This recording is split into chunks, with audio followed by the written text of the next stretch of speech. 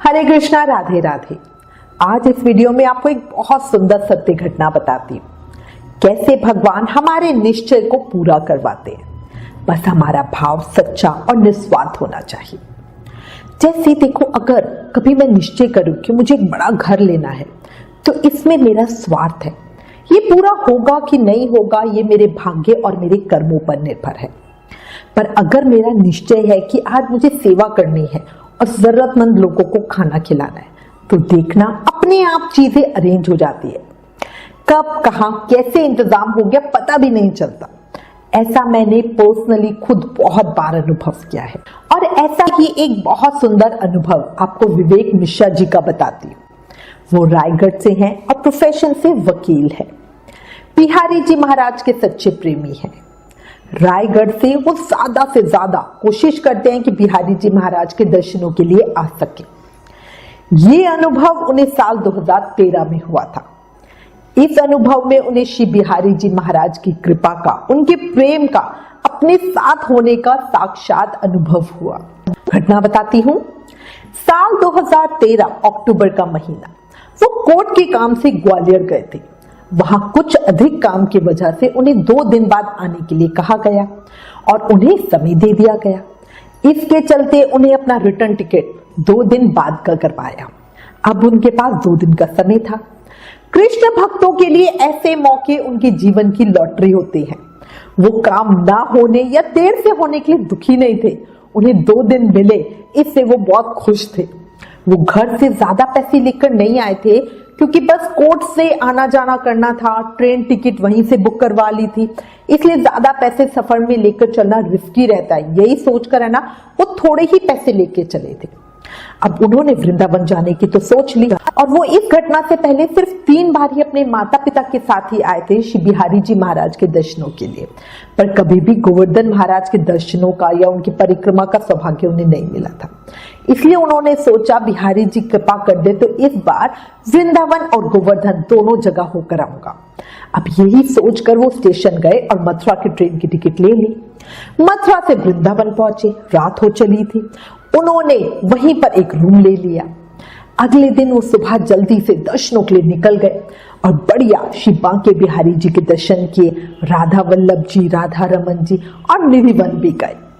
उनका मन गोवर्धन परिक्रमा के लिए व्याकुल था, पर एक झिझक थी और एक डर भी था। क्योंकि देखो, पहली बात तो थी कि उन्हें गोवर्धन परिक्रमा के विषय में बिल्कुल भी कोई भी जानकारी नहीं थी।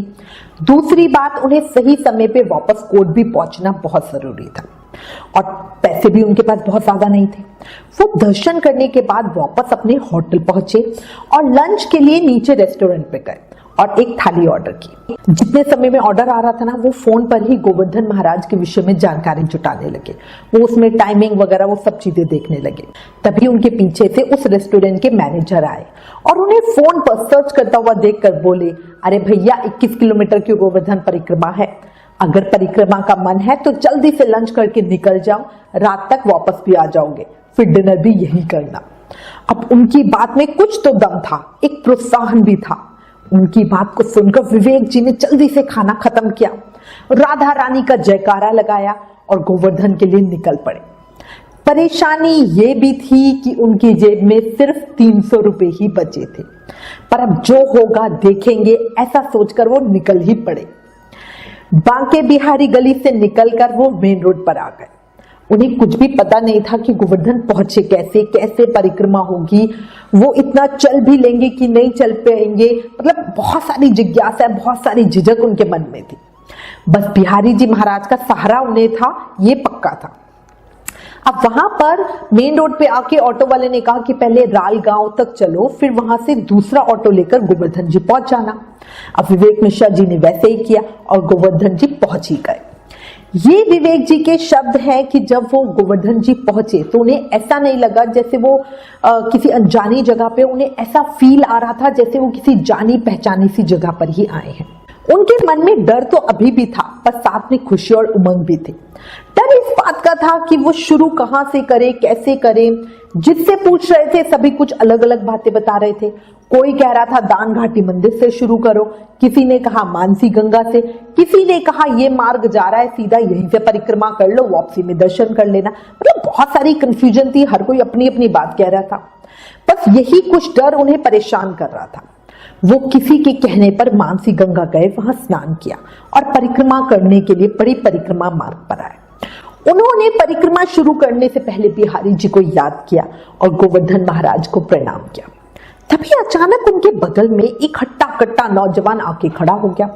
बोले, भैया पहली बार परिक्रमा कर रहे हो, प्रणाम करना भी नहीं जानते क्या? झुककर साष्टांग करो, मतलब पूरा लेटकर ढंग से प्रणाम करो।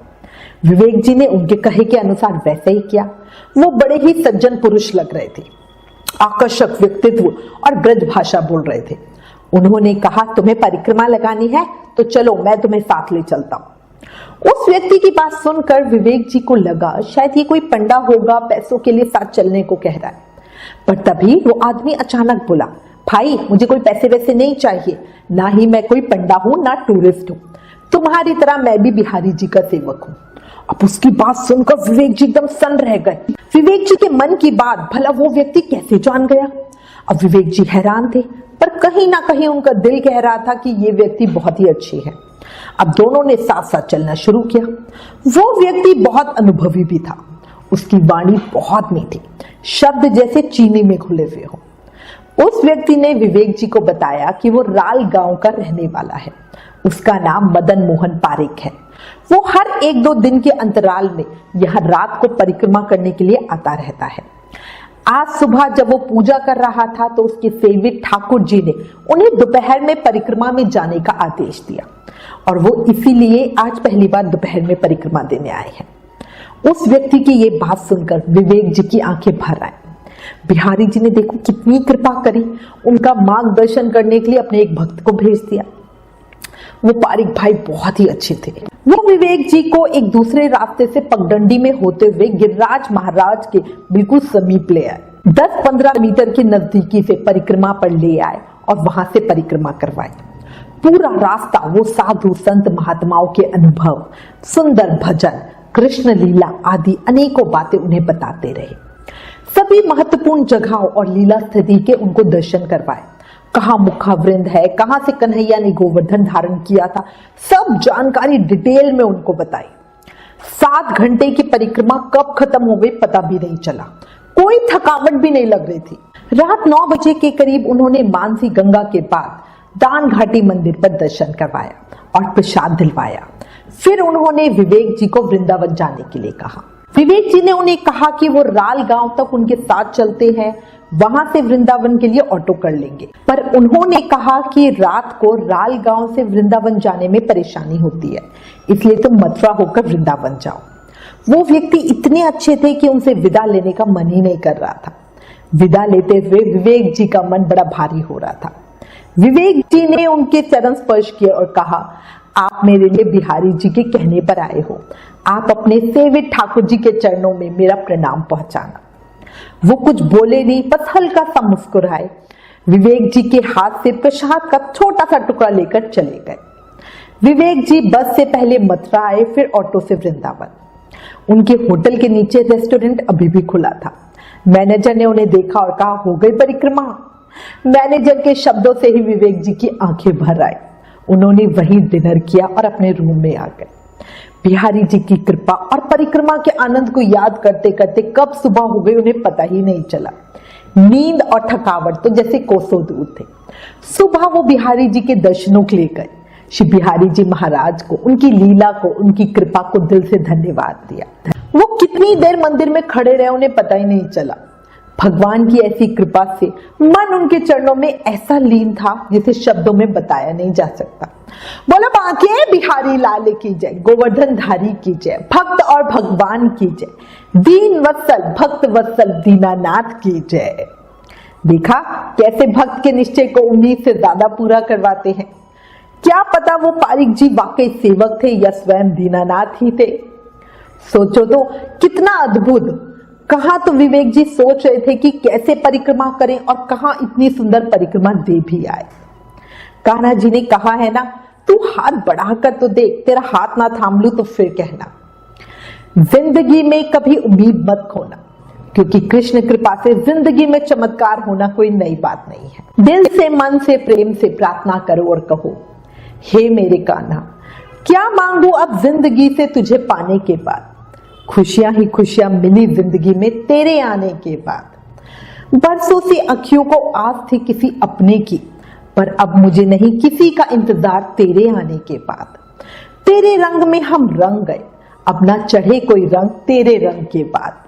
जय जय श्री राधे।